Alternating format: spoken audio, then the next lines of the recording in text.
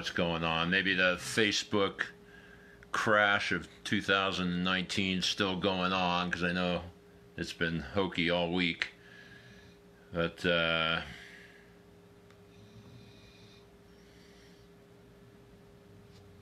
and Jen's trying to get on. I don't do that yet. We can get the questions later, but I don't know. I'm going to say this is an Apple issue, so let me add Sager and see if this works. I've done countless ones of these and never had this problem. Hey, can you hear me? And can you see me? Yeah. Well, that's amazing. Yeah, that was horrible. Yeah. So you get to pretend you're from Houston, Texas, and memorize these questions real quick and then answer. Sure. Them. Okay, got it? Send them to me. I got it right now. So, okay. What's the fastest land animal? Oh, that's the wrong one. It's not hula. Well, here's what I know about Josh. He's been at it for some time. He's an owner-operator. He has no aspirations to hire anybody. And he's gotten a couple designers that are taking him into multi-million-dollar houses in Houston. There's a lot of money in Houston, right? It's oil city. Yep. Some of them are in the $10 million range. So he's starting to see surfaces that you don't see in $200,000, $300,000 houses, right? Yep. Sounds like northern Minnesota. Yeah. So anyhow, thank God we wrote down the questions, and we'll just go through them. And I guess Josh, you can type out any additional questions, but I don't know what to do. We can't keep trying, unfortunately. Sure. So here we go. You be Johnny and I'll be Ed McMahon. Hey, are you free to do this right now? I'm kind of imposing on you. What's Sherry doing? Well, Sherry's watching TV and she's listening to us. She's not listening to me. In that house, huh? Yeah. Everybody apologizes Sherry for putting her through this. All right, so let's get going. We're only 20 minutes late. So his first question is, when are acids safe to use on tile? The answer to that is they are never 100% safe, because acids have been shown to even etch porcelain and ceramics at times. Mm-hmm. So they're always a last resort. And if they're a matte finish porcelain, which many are nowadays, especially the planks, you're probably much safer. If it's a matte finish stone, you can sometimes do it without making it any more matte. But it's you do have a nice tan going on there. Thank you. It's unusual. I took a shower tonight and don't know if I have Sager hair or not, but to interject on that tile with the acid, some of the stuff I've seen that they'll do is put it in a squirt bottle and just go down a particular line to try to control it, but not do the whole floor in some cases. Yeah. But you know how that is. If I'm going to do a color seal job on an older floor, I like to acid clean. And color sealing is usually done on synthetics just because it really cleans the grout and it opens the pores. I'll use it for stain removal around toilets or ranges where you get deeper soiling.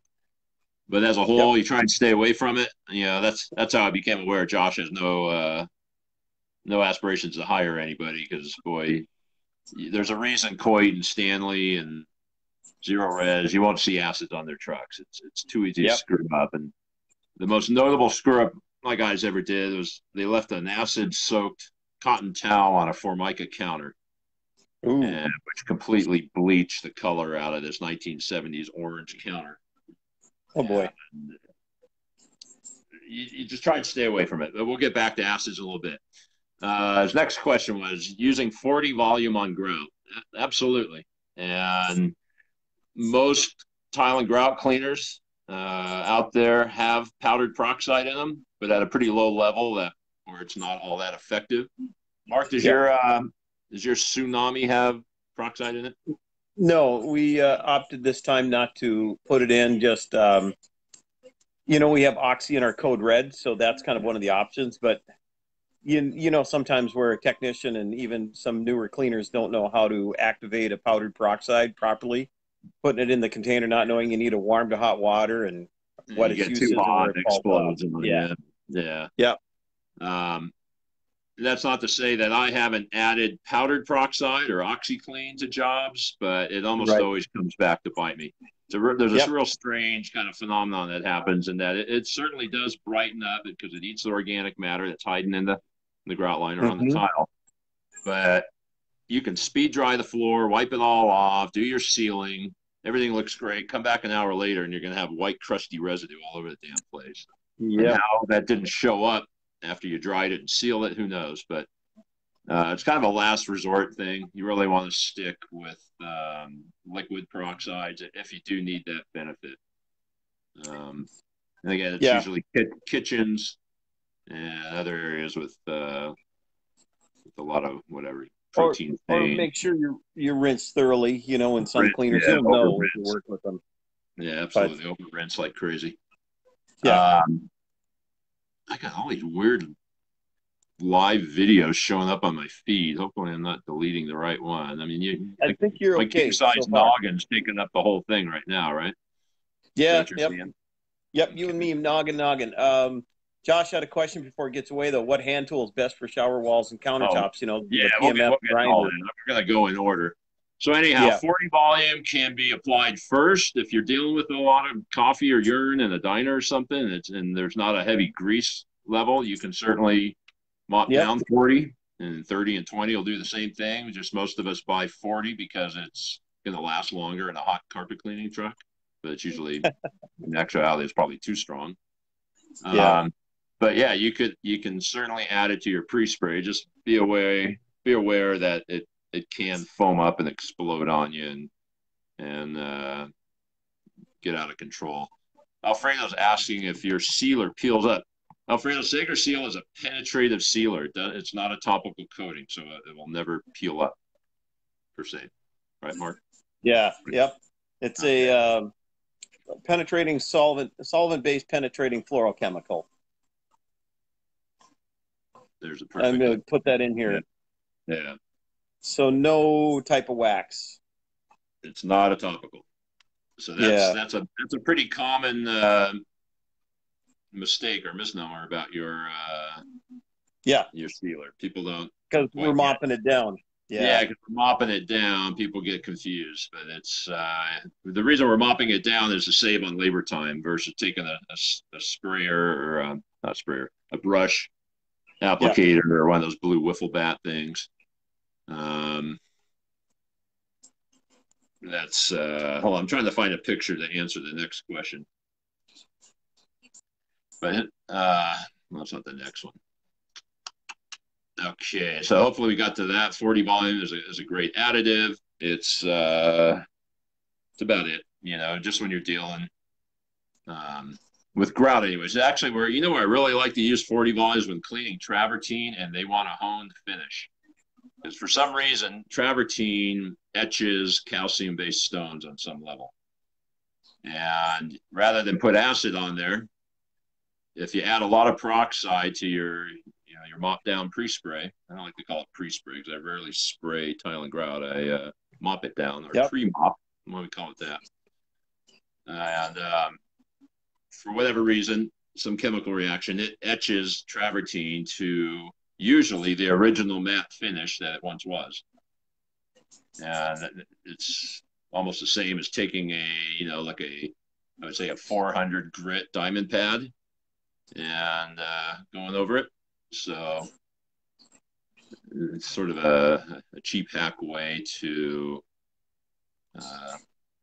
hone or create that kind of tumble look. I was going to say rough it up. Rough it up. And with Yep. travertine, you always want to look in the closets or under rugs to find out what it once originally looked like.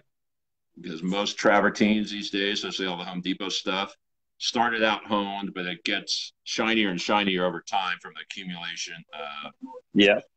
foot oils, dog hair oil, mop and glow, all sorts of things. It gets shinier and shinier. And normally you can look in the closet or under a rug and you'll quickly quickly find, what it used to look like. Or some people have, spare tile. But it's good to point that out. When you see a moderately shiny uh, travertine, go on that high and point that out to the customer, because I can't tell you how many times I have cleaned the travertine and the customer comes in and freaks out. And they always say the same thing. Oh, you bleached my floor. It's too clean. It's too white. They forgot what the color looked like when it was installed. Yeah. That's point out. 5-10 years, you'll totally forget, because the way travertines soil, they soil kind of with a natural look, and people oftentimes don't realize what's going on until they move a rug or look in that closet. And yeah, for the life of me, I cannot find a picture of that damn hand tool. I should have brought mine in, but it's buried in the truck right now. Anyhow, so the next question Josh had: porcelain tiles and shower walls, and that's pretty popular. It's actually what I have. And porcelain plank, you're able to do a really thin grout line with porcelain tiles because they're precision cut. Yeah. Grout, the wider the grout is the reason it's that wide is to accommodate variable tile sizes. And ceramic tiles, and certainly stones and clay tiles, particularly saltillo, they're all very different in size, by enough to where you couldn't butt them up against one another. So, what's typical is a 1/4-inch grout line to basically hide that fact, keep the tiles from touching. But these porcelains are hold on, Mike. They're so precise that you can butt them up and do like a 1/16 grout line, but it's hard to kind of get in there and scrub them, particularly in showers in the splash zone where all the dirty water and funk comes off of your body and creates kind of a orangey, rusty looking mold in the shower. So what I do, and this was another question Josh had, is what's the best shower cleaner? And assuming that it's porcelain, holy shit, this thing's leaking. Remember what I said about being real careful about this stuff is amazing, man. It's like I call it the ProChem exfoliator. pH of 1. Thank God I put it on my porcelain floor, not my marble. But you spray this stuff on shower walls, and it's almost like you're popping a pimple. You get this ooze of funk, soap scum, and body soils that will start oozing out of the grout line and just make it incredibly easy to clean. It's not it's a liquid. It's luckily you don't use this stuff. You're not doing a ton of tile, but a gallon should last you a few months. But it's probably a $40 a gallon product. Is that a 1-to-1, Mikey, or 4-to-1? I can't remember what those are. No, it's more like an 8-to-1. 8-to-1, okay. Yeah, you can adjust it. The odor is as pleasant as an acid can get. Yep. And let me wipe this acid off my hands onto my dog here. Oh my gosh. A good girl. Brutal. Michael James, real quick. Yeah. Gosh darn it. Legend Brands called me yesterday about that, and they're going to get the email list from all the attendees at the Greenville Ronald McDonald House project, and they're going to basically contact you and mail you a sample of Ultra Pack. Hey, nice shirt, Seeger. Thanks. Ultra Pack Extreme. I got my Carolina shirt. Got South Carolina. So they will be in contact. I'll get them that list tonight or tomorrow, and then if you want it, you'll reply with your address, and they will mail that out. Remember, they had they were bringing a whole bunch to the event, and it got delayed in flight. And some of you got to do a test and use that Ultra Pack Extreme on the floor, which, Sager, plug your ears. We do leave that stuff on floors. It's a great tile cleaner.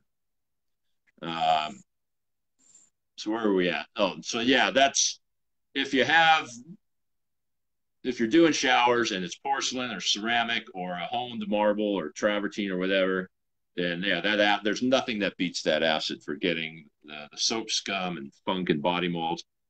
But then again, a product with peroxide like Code Red works excellent on showers too for getting a lot of that soap scum off. But most showers that have flat tiles, I mean flat, not wavy, the stuff that looks like old glass, or a lot of the old porcelains have almost look like a pineapple skin. They're so wavy. But a lot of shower stall work is done before anything. You hit it with a regular flat razor with a little plastic clip, and you just shave it off. I've got videos on it, and that's the bulk of it. Because to try and get that off with chemical, you put an acid on there, it starts eating up that alkaline residue, which is what it was, and it's going to fizz out. They're going to self-neutralize each other, and you got to keep applying. It takes forever, and you waste a lot of chemical. So you can get probably 98% of it out with a razor blade. It's miserable work, but you charge for it. You put on headphones and pretend you're a Peruvian Coke dealer, because it's what it's going to look like you're cutting Coke. And put on a something over your mouth. You don't want to be breathing that. You'll feel sick for days. It's just like using the vacuum and going over urine jobs. You're going to breathe it, and with all that body protein and funk in there, it's god awful. But it's not going to be everywhere. It's all in the splash zone. It's a combination of soap scum and or hard water deposits, and that's a good time to give the customer the lecture to stop using white bar soap, because that's the bulk of it, and the stuff just leaves a hell of a residue. Grab Matt Wood's question too, just on your brain before it goes by and you miss it. Okay. About using alkali before you use the alkaline clean before acid clean. He's got that question. Who asked that? Matt Wood. It's going to get away from us up there. I would, in showers, if it's soap scum, hit the razor first. If you got a lot of mold, you can certainly start with an alkaline and attack some of that, but usually I just go straight to an acid when they're really bad and scrub it, and then either pressure wash it or use the PMF hand tool. For the life of me, I can't find that. Mark, obviously you're in front of a computer. Can you look that up? Because I'm going to get distracted. The PMF. Okay. I can find the PMF grinder, but I was just trying to find the Mikey's board version that has a tail. Right. I have pictures on my phone, of course, but we're talking on my phone, and I'm not sure. I'll see if I can pull up something on my little Surface tablet here and try to post a link or something. You using the grinder. Okay. But, let's say you're dealing with an acid-sensitive shower. Yeah, you're going to have to use acids, or alkaline, sorry. There are some non-acidic soap scum removers out there. Brian Thompson is on here. He can link it to me. I haven't used it in years. I guess I just lucked out and not ran into that situation. But there is MB Stone, MB like Mikey's board, sells a product. And Randy Stoker says he found Ultra Pack Extreme hard to mix and very foamy. I find it to be the exact opposite. It dissolves extremely easy and no foam, and it rinses really easy. So that's pretty strange. Most people I know it's the same way, but I've heard of other people say that, but it's certainly not the case. Okay, the best tool for showers. Josh was asking about the spinners and there's all sorts of things, but no, I haven't used a spinner in over a decade. For one, they're round. The attachments are all in the wrong spot. You're dealing with corners. And you're not talking about a whole lot of absorption 99% of the time. It's just crud on the surface. So the PMF grinder tool it looks like an upholstery tool with an internal detailer. Let me see if I can get this video on here. Let me turn the camera. I'm working on it too. I got one here, but okay. So here's a video I did just like around the toilet. There you go. You want me to post that? I'll grab it. I even got groovy music. So you can kind of see what's going on there, but it has like a plastic glide on it with brushes around it. So you can get into the corners. There's 2 jets in it. Basically, I found that thing at PMF, and then there were some flaws in it. It had a single jet, so it was only like an inch-wide cleaning path. It had a 500 PSI trigger, and it didn't have a Haida hose. So I got them to change all that, take off the stupid handle and the little vacuum bleeder valve, and put 2 jets. And it took us a long time to dial in the jets. I had to keep bending the little U spray bar in there, for lack of a better term. and put it on so that you can clean up to 1200 psi. Although at 1200, the thing's going to fire back at you. That's a lot of force. And 700, there you go, nice picture. 700 is really kind of ideal. But that's a tool that it's a special order. And if you're interested in one, send me a text. I can get you one for $450 delivered if you're interested. And any PMF dealer can also get you one. But support. What's that noise, Sager? What's that? What's that noise? You sitting on bubble wrap or something? Air conditioning unit, unless something else. Bubble wrap shouldn't sound like bubble wrap. It sure sounded like bubble wrap. No, I was just tapping and clicking, maybe. That tool is excellent for counters. There's no better way to clean tile counter bullnose, where that's always the worst because that's where the customer rests their hand and the grout gets filthy there. The spinner's absolutely worthless. You're going to soak all the cabinetry. But you just hold, let me turn the camera around. I'm sorry. You're going to hold the hand tool, much like you're cleaning piping on upholstery. Hold a towel underneath it so it's not dripping on the cabinets. And when you're dealing with cabinets, 9 times out of 10, you want to mask them off and prep it because things are going to get wet. But you can kind of cradle that opening along the bullnose and just blast it perfectly clean. And oftentimes, you don't even need chemistry. It's just the pressure and the heat from your truck mount takes out that hand oil. That obviously, or not obviously, it's absolutely the best tool on the market. It has a 10-foot Haida hose. Don't ask me why all these other tile detail tools have a quick connect 6 inches from the head. I mean, what's going to happen to that quick connect and ball valve? It's going to bash into cabinets and all sorts of stuff. It's ridiculous. So I've only had one person that requested without a Haida hose. They got it for some reason. They didn't want a Haida hose. It was kind of a strange request. But yeah, I mean, the Haida hose is, you'll see that tool online, other places, Mr. Dropshipper in Texas, and you'll see them for as low as like $150, but they don't have the 2 jets or they don't have the high pressure shots, and they don't have the Haida hose. All that stuff just kind of adds up. But it's, I mean, that and a 12-inch spinner is really all you need to do. Just the 2 jets is important in that head. But and you're right, they're not getting with the high pressure when you see them online. The high pressure trigger, they're not getting the dual jet. And of course, for the extra money, that Haida hose is not cheap. I mean, you're probably maybe saving about $90 if you didn't want the Haida hose. Maybe if it's that even. That's thinking shipping too, but it's really not worth it. Yeah, the first time you scratch a cabinet or a stone counter or something, believe me, you ain't getting off for $90. Okay. Let's see. His next question was best chemicals for floors. I mean, there's all sorts of tile-specific chemicals. Most floors clean up just fine with a high alkaline carpet pre-spray. Sager red, helps even Sager green, Sager blue. Those work. The Ultra Pack is fantastic. Anything in a pH of 10 or 11. If you start getting into 14s, that's really extreme cleaning, and there's a little risk there for dulling some surfaces.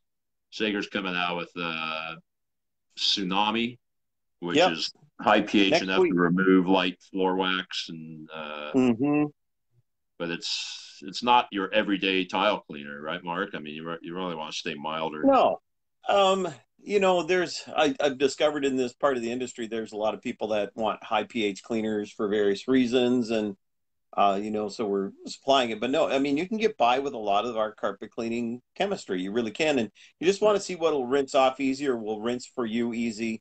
A lot of time on our tile and grout cleaning, we're freshwater rinsing too, by the way. You and I use rinses for our carpets and our upholstery, but for hard surfaces, we're using fresh water. But I have been seeing some testing being done with us where, people don't have chemical injection or they're still running like our rinse through it because it's slightly acidic. But, there's still times to be cautious too on that. So, yeah. Yeah. So no need to go out and buy specific stuff. I know Well, back in the day, the very first that I was aware of tile specific cleaner that kind of fell in my lap was Oxy Blaster from Magic Wand. And it was just loaded. It was high pH, full peroxide, the limonene, and an absolute killer product. Um, but it used to be 26 bucks a tub. Now it's like 70 bucks, and there's just no reason to pay for it that much. If you need the oxygen boost, throw some 40 volume in there, but that's just too much. I'm not a fan of liquid tile specific pre sprays. They all seem to be at 4 to 1, and you get a 1,000, 2,000 square foot job. You might need 3 or 4 gallons. It's sure the manufacturers need to stay in business, make a profit, but I don't believe in profit sharing. It's just way too much. These 4 to 1 products, and who is it? Basic. It makes a dirt drag, and all their junk is 4 to 1. It just pisses me off. Anyhow, I digress. Increasing price to clean natural stone. You're going to run into, a flop house in your neighborhood that somehow a little granite counter, marble counter got in there, and that's different. But like in Josh's case, when he's getting into multi-million-dollar houses, much like fancy upholstery, the owners spend a lot of time picking that stone out because there's a huge amount of choices in natural stone, particularly for countertops. And I was telling Josh, he's in Houston, and maybe some of you guys know, but I guarantee you in Houston, there's one of those areas in town, and almost every big city has it, where you'll have 20 to 100 tile and grout and countertop stores. They're all selling the same idea, but they all source their products kind of differently in different areas. And you can go to 50 of them, you'll see 50 different types of counters. And it's like going to an art museum. It really is. It's absolutely incredible, the selection. And most of them are, in my opinion, are too busy and too extravagant for a countertop. They're just like I said, they're art pieces, and they belong on the wall above the chimney or something, above the fireplace. But anyways, you got to spend a lot of time in tile stores, and by that I don't mean Home Depot. They're going to have 20 varieties. You want to find that area in town, and it's if you live in a small town, you're going to have to make the drive and go spend a multitude of hours, because the number one thing of being a tile and stone professional is being able to ID what you're cleaning. If you have to ask the customer, oh, Mrs. Jones, what is this here you want me to clean? You ain't getting the job. You got to be able to tell her you don't need to tell her, just like area rugs, they got 1,000 different names, and you don't need to tell her what type of granite, but you need to know that it's granite or limestone or slate or flagstone or whatever. And it's really not that difficult if you just spend some time at the stores. If they're local stores, it's a great time to introduce yourself. You don't really want to tell them that you're there figuring out what you're doing, but let them know that you're a stone clean professional. I'm sure you'd welcome some referrals, but just kind of mind your P's and Q's, because they'll all, every tile will, somewhere on the display or a decal on the back will tell you what it is. But you just, either by touching or looking, you need to become familiar with how these things look, touch, feel, and most importantly, react to chemicals. And you don't want to goof when the customer, asks you what it is. If she does, if a customer has a new house they moved into, they didn't pick any of those things, and she asks you what it is, and if all you said hard and cold, you ain't getting the job. If you can tell her what it is, and oftentimes they think they know what it is, but it's not. It's something different. Brian Thompson, makes a excellent point. Do a scratch test or an acid test. Try not to let them see you do that. Distract them somehow. It's almost like doing the burn test on upholstery that they teach you in IICRC classes. If you open that zipper and cut a piece out and burn it to smell it, you're telling her that you have very little experience in cleaning these things. You should be able to ID it, or at least be able to say, yes, this is a natural fiber, ma'am. And, to be honest with you, sometimes they blend up to 6 different fabrics in these things. So who really knows all what's in there, but it's primarily natural. You can do the same thing with stone. Oh, yes, this is a natural stone. This is a granite. This is a whatever. This is a calcium-based stone. Be general about it until you learn to ID it. But don't ask them. And again, spend a lot of time in these stores. And yeah, by all means, go to your Home Depots, because that's going to be the bulk of what you see in middle to lower class homes, because it's cheap and easily affordable.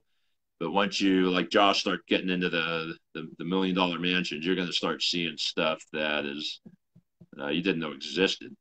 And you do have to be careful with those things. But you're dealing with very particular customers, and the good thing is they usually get to you before anything gets real bad. They want to stay on a maintenance schedule where you come in, do a light cleaning, and reseal it. They were told by the fabricator or the designer to reseal that counter once a year, reseal that shower 2, 3, 4 times a year. If you have a heavy use 2-person shower, there's no sealer in the world that's going to last more than a couple months in there. And if they are worried about it, it does need to be resealed quite often. Most of the time, I don't want to go out there recorder. I'll if there's a handyman husband around, I'll teach him how to do it after I restore it. Take a look at Bob Pruitt's question there before it goes by. Also, to Mike, just so we grab that. Dealing with high pH and certain like porcelain, etc. Did you mention something about etching porcelain with high pH? I've never seen that happen. I've seen a very few porcelains get etched by acid, but you really can't. I couldn't imagine harming a porcelain with high pH. High pH that comes from peroxide boosters will etch, like we talked about earlier, will etch natural stone, but I can't imagine it bothering a porcelain. Porcelain should be okay with most pH, honestly. Yeah. I wonder, but like some of the natural stones, you could dull a finish on some natural stones with higher pH, and so that's always kind of a caution in that test. Yeah, if you got real polished marble, particularly not granite, it's too dense, but some polished marbles, if you do have to put a high pH to get it clean, which you normally don't, marbles actually clean up pretty well with just scrubbing and all the grout is somebody saying cleanse stone. Cleanse stone's a stone specific moderately high pH. That's an excellent cleaner too, but I just haven't had the need to use it, but it is available. Jason saying, in our area, the granite counters go through a light heated sealer, a 3-year warranty. But yeah, all these warranties, just like carpet warranties, only cover areas that generally never see the light of day, never get cleaned, never get walked on. And yeah, sealer will last forever in those situations. But you put them in UV and you put them in situations where they get cleaned with acids or alkalins on a regular basis. And I don't care how much you pay for that stuff. You're gonna wear it out. They only go in so deep. Even if you buy the $500 gallon stuff, it's not going to last that long. But most standard tile and grout cleaners are safe. Yeah, I feel funny having Brian Thompson of all people in my class here. I like sitting in Brian's class. I always learn something. He always learns something from me, and I think we're on tile and grout. We're about equals on our knowledge. I think he just bought a stone company. He's done a ton of stone, and he is my senior now on stone polishing. That's for sure. But it's been fun watching his progress. So yeah, you're going to want to charge more when you're cleaning natural stone. For one, you got a much higher risk, and two, you got a customer with a much thicker wallet, and they're not gonna, if they're getting bids and you're the low baller, they're gonna figure you don't know what you're doing. Just like upholstery, you want to be up there.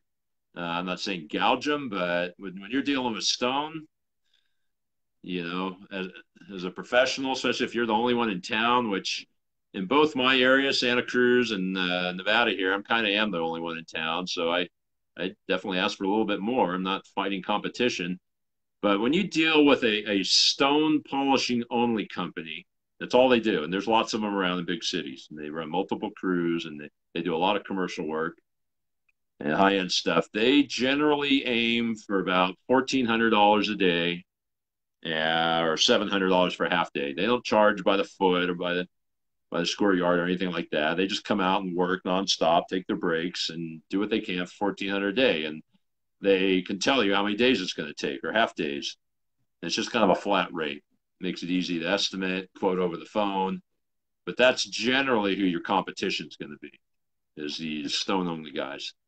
But if you have a relationship with your carpet cleaner and they're comfortable with you and they trust you and your knowledge and think you know what you're doing, they will pay more because they already trust you in the house, and that's the biggest part.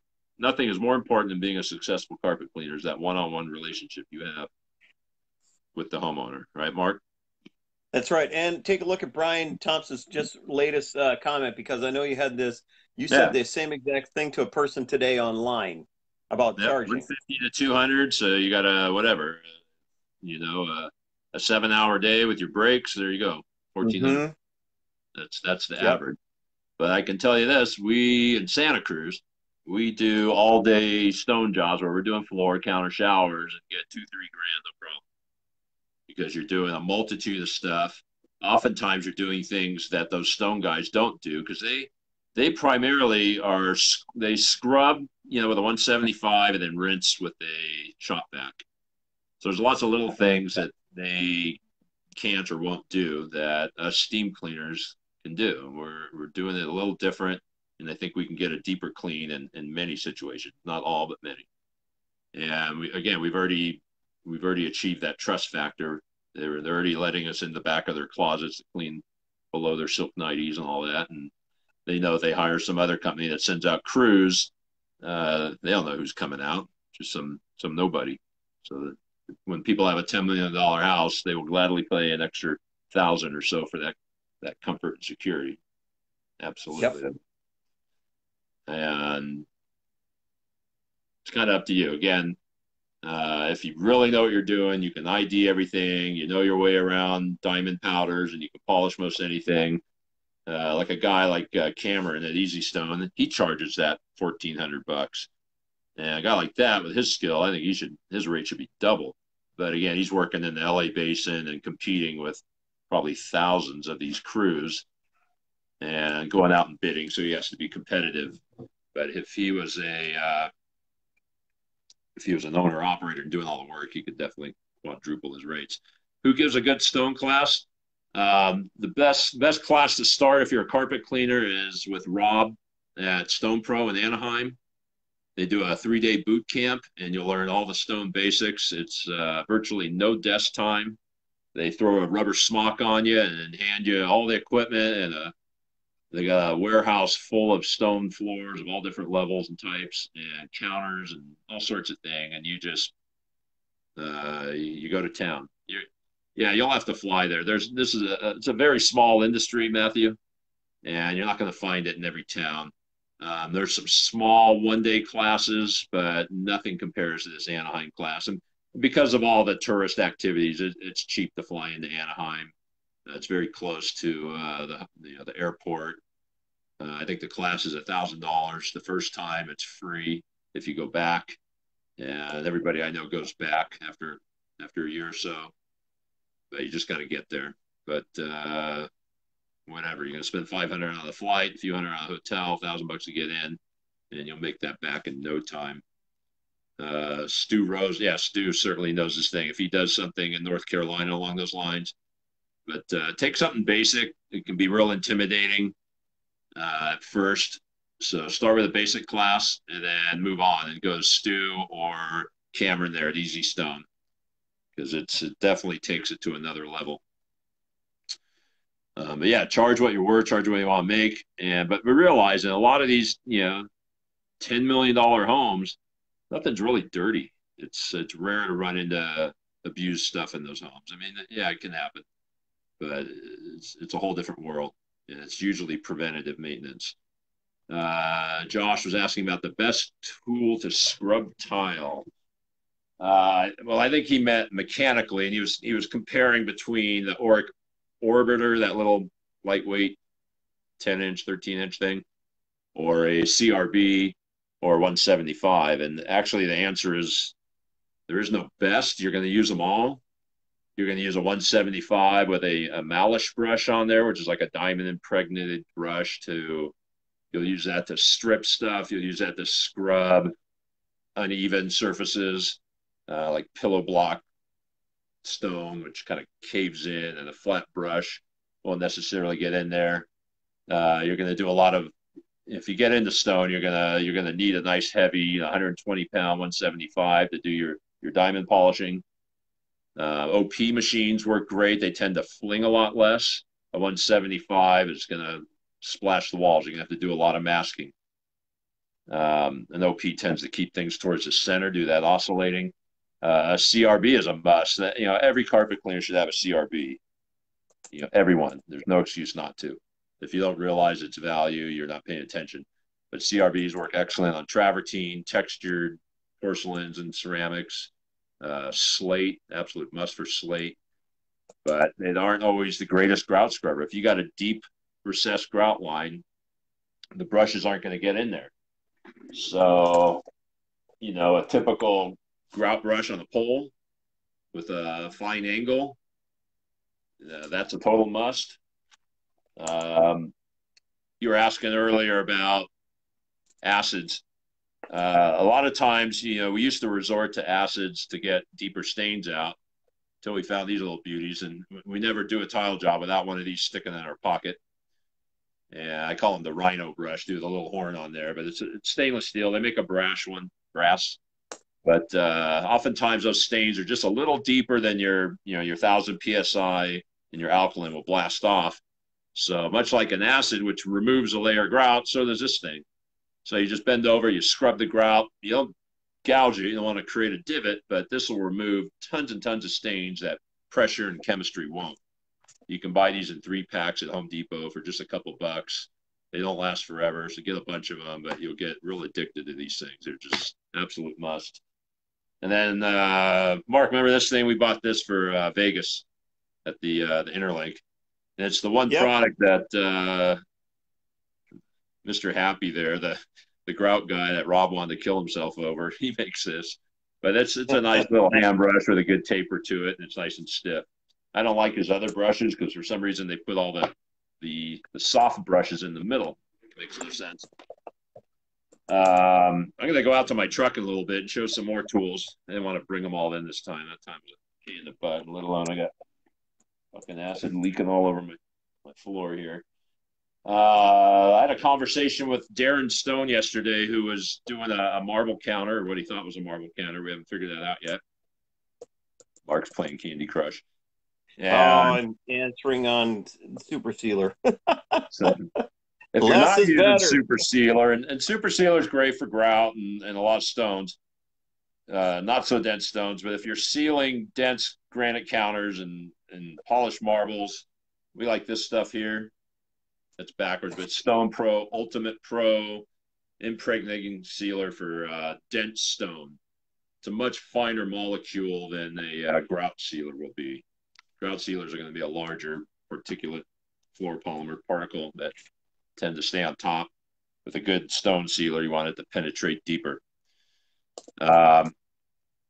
Yeah, Brian's making a good point. Steel grout brushes can leave black marks, particularly that one that Interlink sells on the stick. That one, it's a much coarser brush. The steel actually starts, it's not really quite rust, but it oxidizes. When they're brand new, they don't do it, but they will start to leave like a black slurry that definitely rinses off. But if you're going in to just clean by hand and do a demo, either grab a new one or use the brass version. Otherwise, this is going to leave a discoloration. Or use a How do you remove those black marks? Magic eraser. Or a buffing pad. It's not easy. Mm-hmm. It's a lot of work. So yeah, be careful with those. There's a ton of sealers out there. A lot of it comes down to odor. Some of the best ones are so stinky that you and the customer will just be miserable, and it's just, to me, it's not worth it. I'd rather use something that's easier to be around. And I like Stone Pro because they give back to the industry in such a big way with their classes, and they're supportive of my forum and the whole industry. You don't see any other stone sealing company is involved for carpet cleaners as Stone Pro, so might as well support them. They also make this stone scrub, which is excellent for getting cleaning glass and hard water deposits. It's a great granite scrubber. Most granite counters don't really need a whole lot. They just need to be undulled, basically. They're covered in a layer of hard water deposits and soap scum residue. And you lose the shine, particularly around the sink. You can take this stuff and just scrub the bejesus out of it with it's granite, you're not going to scratch it. You can use a doodle bug or a punch out on a fiber pad and just scrub away. And it's going to take it off, and you can rinse it out with a hand tool or even just wipe it off. Keep in mind, there are some granites where the quartz structure has almost like a little recessed divot around each little quartz. And I think, we saw that in the Vegas house. Were you pay attention to that, Mark? Vegas Ron McDonald house? So you will have to steam clean it with a tool like I was showing you to get this white residue out of that, out of those little grooves, for lack of a better term. Maybe Mr. Thompson knows the official term for the quartz rim. How do you remove those black marks? Yeah, it's the what do you call those things? Magic erasers work well. A real mild abrasive. Actually, this stuff would probably work. This is a mild abrasive. Another product that's real similar to that, but a little harder to get, is this stuff here, Glass and Metal Magic, Amazon. This is a non-acidic soap scum remover. This one, you can actually feel it. When you rub on your fingers, you're going to feel a grit to it, not on the stone scrub. But this is also a great granite and glass cleaner, and I would never go anywhere without it. Works killer on the vinyl on your truck and cleaning all sorts of stuff. It's extremely versatile. Absolutely killer on old water deposits on shower doors, car windows. Yeah, see, we're still talking about the black residue. If you stay away from the ones that Interlink sells, and save those for cleaning kitchens, and I'll show you those when I go out to the truck. I've yet to create any kind of mark with one of these that didn't just wipe off, especially with just a little alkaline cleaner. What PSI on shower walls? With that tool, 700's fine. Geez, I couldn't tell you how many showers I've cleaned just by taking the gun off my Hydroforce. I don't keep the gun bolted on. I put on quick connects. But you'll get into some showers. They're so absolutely disgusting, unmentionables, that first thing I'll do, and I'll do it on cold. Don't try and do it on hot, or the whole thing will steam up. You won't be able to see a thing. But turn your truck mount on cold and just pressure wash all that funk out of there and blow it down the drain, and then go in there and do your razor blading or whatever you're cleaning. But sometimes they're just so incredibly miserable especially when you get in, start working for bachelors that don't have a wife around or never hire a house cleaner. It gets disgusting. But 700 is usually fine. Anytime you start getting higher than that, you start risking blowing grout out and or pressure etching sensitive stones. How to apply sealer. I will usually spray the walls with my multi-sprayer and then take the head off of a flat mop. And it can have, like the pocket mop from Contact, or just, virtually anything. And just move it around and watch that you're getting the grout dark, and kind of squish it in there and pay a whole lot of attention to that deflection zone. That's really where you need it. And that's where the water splashes off the body. That's where the mold grows. Up high, not so much. The floor, just absolutely soak the floor. And again, there's no sealer that's going to last in a daily use shower. Lasts for, more than a couple months. So you don't need to go hog wild on the super premium sealers for grout. Sager is just fine. If you use a real Supremo stinky sealer in a shower, you're going to probably pass out in there because you got no airflow. But yeah, I'll just throw the Sagers in there, moving around flat mop, give it a couple minutes, do a second pass, soak it all down, and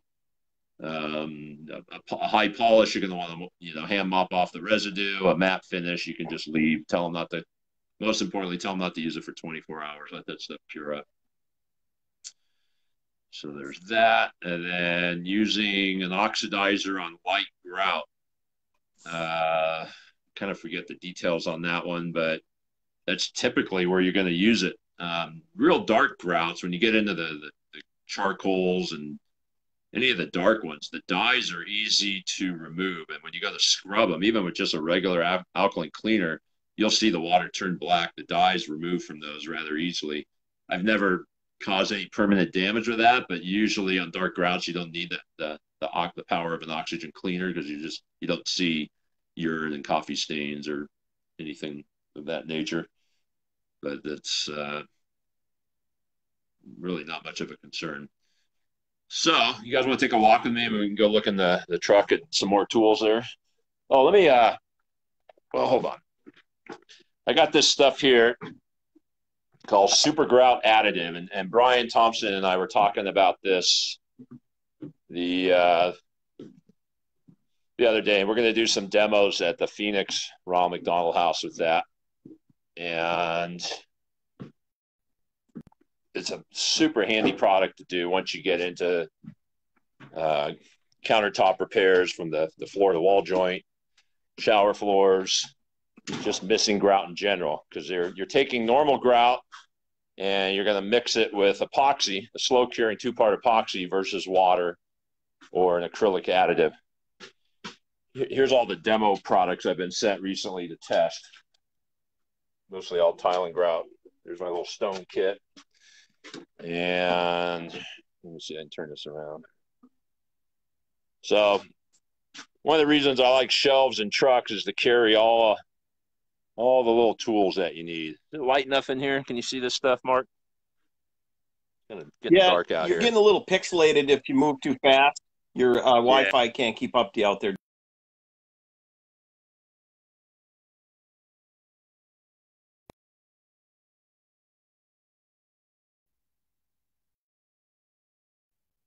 Now we're maybe breaking.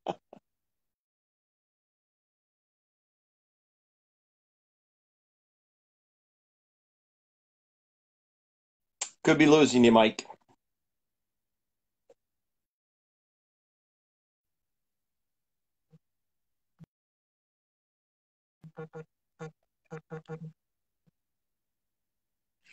There's a whole different level of expectation of service and your cleanliness and how your truck looks and how you're dressed. And I mean, they're going to pay you a lot of money.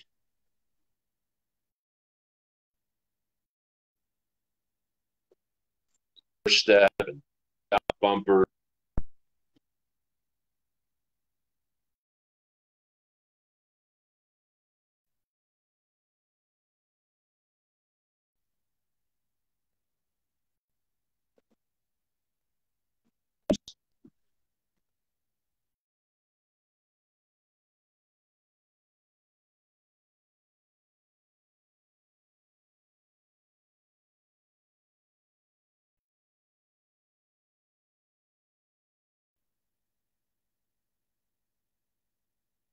Far from it.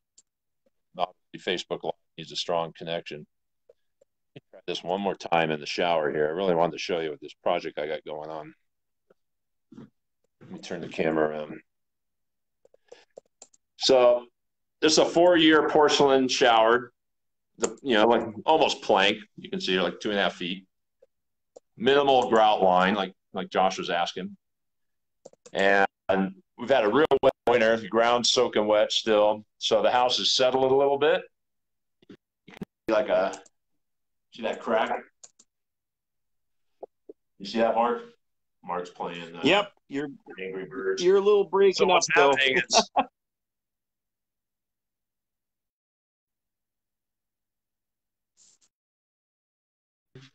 Yeah, pulling away on the floor. Let me get a couple. Okay. Anyway. So what I'm going to do, and I'm actually going to do a video on this over the weekend. So my first step was to clean it all. See my floor here, same thing. And I have some issues here too, where the dog is eating the grout out. Let me see. Right here, it's starting to. Come on, chompers, get out of the way. Right there. See where it's missing? So all these will be filled in with this stuff. And it's, two parts, Mix it with any type of grout, sanded or unsanded, and it's pretty much the permanent fix, barring a hurricane or anything else. And so what I'm going to do on that shower, I already cleaned it. I'm going to go in there with a razor and open up those lines bigger, get all the grout out of there on the vertical. On the horizontal, I'll chisel and razor blade out a whole bunch of that, and I know what color it is, and fill it in with this product here, and it'll be a perfect blend, no color change. That'll be noticeable anyways, and it's pretty much the permanent fix. And, the house could fall over in a hurricane, that freaking grout line be the last thing standing. This stuff dries super, super strong. And you get this stuff on Amazon. It's like $35 a kit. You can usually get it within 2 days. You keep a couple on hand. Once you're doing a lot of tile and grout, you're always going to need this. You mix it up in a separate container. They give you what I call a horse syringe to force it in there. And yeah, when you need a permanent fix that's non-flexible, there's other products you use when you need a flex. And we can talk about that some other time. We can go on and on days with this stuff, but sometimes you need a flexible product, and there's a lot of choices for that. But in no flex situation, there's nothing better. Brian Thompson says so. It's the truth. Yeah, mix it stiffer. Although when you mix it according to their directions, you'll have a real hard time adding the 1/6 ounce. It's basically, what is it? 2 ounces of part A, 1 ounce of B, and 6 ounces of grout. And getting that 6 ounce in there is tough. And you want to add it 1 ounce at a time, mix it up, another ounce, mix it up. Usually I give up at 5, and that's fine. But if you got to do verticals and you don't have time to wait, remember, it's a slow curing epoxy. It takes average humidity, average temperature, takes about an hour to get hard. So if you have other things to do, save the walls for last. Otherwise, it's going to run down. It's not like grout or caulking that stays put. This stuff is fairly goopy. It doesn't want to stay put. If you got a big gap, you want to fill the gap with backer rod, which is like a foam rope that's available in a multitude of sizes.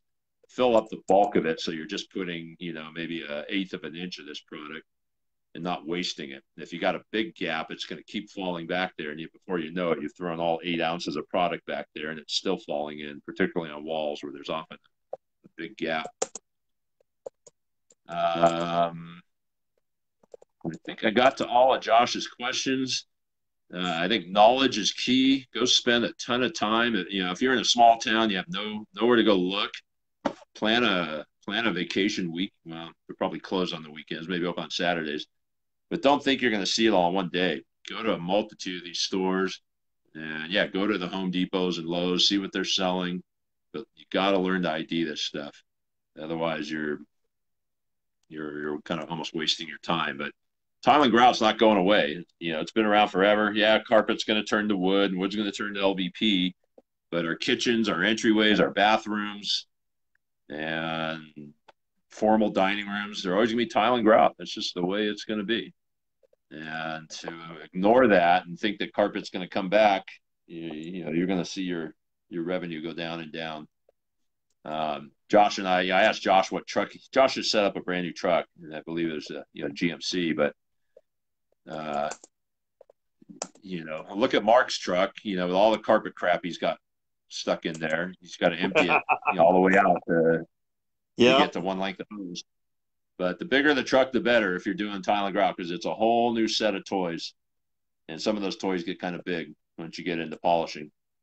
And what I told Josh is, get some of those real big Tupperwares and put all his tile and grout stuff in there so that he can remove a little bit of his carpet stuff. He might not need his vacuum that day or whatever, and he can put that stuff in his front seat or something. But it's quite the collection of toys, you can't just do it all with a spinner and a grout brush. There's lots of little brushes. I was going to show you guys in my drawers, the little tile saws and different sealer applicators and different types of scrubbers, doodle bugs, steel wool, different types. Picks, carry a lot of little dental picks, and you can buy these little cheap pick packs at Ace Hardware in the dollar section. You get a whole bunch of them. And You're always digging that. That is my $9.99 Walmart Costco Casio, or yeah, Walmart Casio watch. Isn't that beauty? It's all scratched up. That's my work watch. I got tired of screwing up the good ones. What kind of spray bottles? You mean quart spray bottles?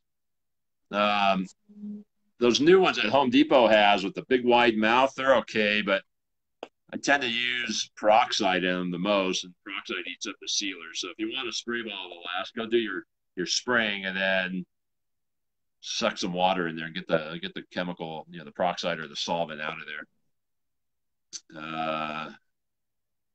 I saw my Service Monster mouse pad. Yeah, that thing's old and crusty. Shit. You guys got eagle eyes, man. What else are you seeing? So you're over there hiding his whole life. He must have a country connection. Yeah. I got my Gardnerville connection. That's wild. But yeah, Facebook Live needs a really strong signal.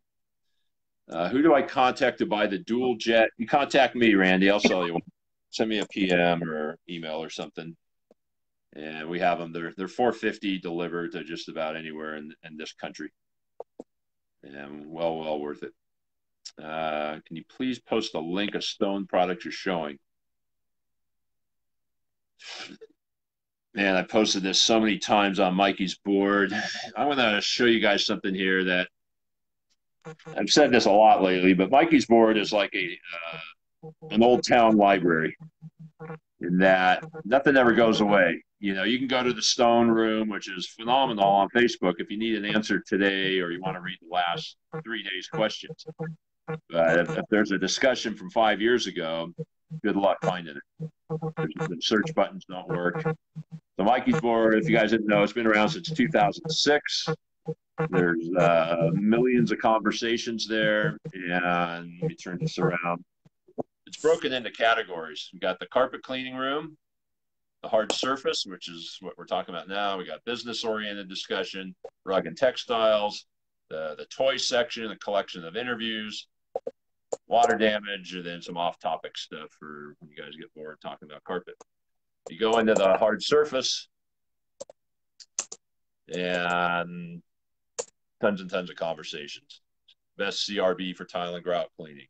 Smartcrete rocking in San Clemente, grout dusting. I mean, just an endless amount. But if you just type in, go to the search feature right here, type in granite countertop, you're going to have whatever it is, 13 years of reading on granite countertops. But just a ton of stuff. Links to videos. This one here is one that I think no, actually, this was a link to an article on the Pay, which is a grout company. Anyhow, go over there, mikeysboard.com. When you first get there, it's going to look almost like an online magazine. This is what mikeysboard.com looks like, where it's just kind of videos and more of like press release. What you want to do is go to the forum section. And then what I recommend new guys do is go to the What's New, which turns all those forums into one room. And every time you log on, there will be the latest conversations, and you don't have to go from one to the other, one room to the other. It's kind of like how Facebook puts all your groups and all your feeds into one page. And when you can do this online, and you just go to save on desktop. So go to the What's New, save on desktop, and it basically turns it into a mobile app. And you can download pictures easily, but videos, they got to be on YouTube. We don't have the server strength that Mr. Facebook does to pay for that. And it's a little bit of a different feeling, but you spend a couple hours on there, you get the hang of it. But as far as all the granite stuff, it's all been talked about 1,000 freaking times on there. You winning the Angry Birds there, Mark? No, I'm just, let me get rid of that one there too. I got like Jason 5. Waters, again, you can do all this on your phone. Just go to Mikey's board on the phone and go to the hard surface room and type away. There's I was talking about in the beginning of this thing when I went out to Jordan King's place. I left him a long list, and when I did this a couple of weeks ago with with Fred, I posted that list. Let me see if that's still up there. It's kind of a list of all the tools you need. Hold on. Yeah, you did do a list. Yeah. Yeah. Mark, can you go in there and look for the thread? It's on the first page. It's called Tile, Grout, and Stone Yep. Starter Kit. And there's a long link. I went through there and cleaned out all the dead links. So when you link to Home Depots and Amazon, those links only last for so long. But in there, I have, let me flip this. So I got all these links for these different products I talked about tonight, where to buy them. And then a lot of this stuff I didn't even get, like, whatever, to buy a caulking gun and whatnot, the picks, and these little brushes I was showing. I got a video on how to use that SGA, Sager sealing video, a 13-hour video on how to recaulk your bathtub. And I'll probably put that, I'm going to try and do that video on my tub in like under 3 minutes, because people don't go longer 3 minutes. Here's one on color sealing. This is a really cool sink project that I did, where all the grout was blown out around the rim of the sink. And I used that SGA, and man, it came out fantastic. That's a good one. Here's some videos on the history of the turbo tile spinner, steam cleaning vinyl plank floors, more on vinyl, problem solving, some showers. I mean, there's a lot of really good videos here. Oh, here's a video on like I was talking about that hand tool. So see, we got the cabinets masked off. We wrap the tool, and this is, in this case, an old bonnet, but that keeps the splashing from going all over. And this kind of counter, which, they're still evident out there, is just melting that hand goo and belly residue right off of the front of that sink. So, I mean, what other tool is going to do that? There we go. None. There's the Cobra. I think it's the Cobra. It's that blue tool from Turbo Force. That one has a weird screw on the front that keeps you from getting directly in the walls. And again, the quick connect is right there on the tool, and the way you attach the hose is right there, and it's just a total fight. This thing is super lightweight, and there's nothing fighting you on it to do this kind of stuff. Total joy to work with. There's that other one I showed earlier. Oh, this one's delightful. I think I marked this one to the ASMR, oddly satisfying crowd here. But this is a real funky shower. My buddy always gives me shit when he sees this one, because I'm doing it with no gloves on. I don't know what I was thinking, but look at all that body funk on that wall there. So that one I sprayed an acid on, and then I think there's some groovy rock and roll music playing in the background on this one. But so here comes that tool.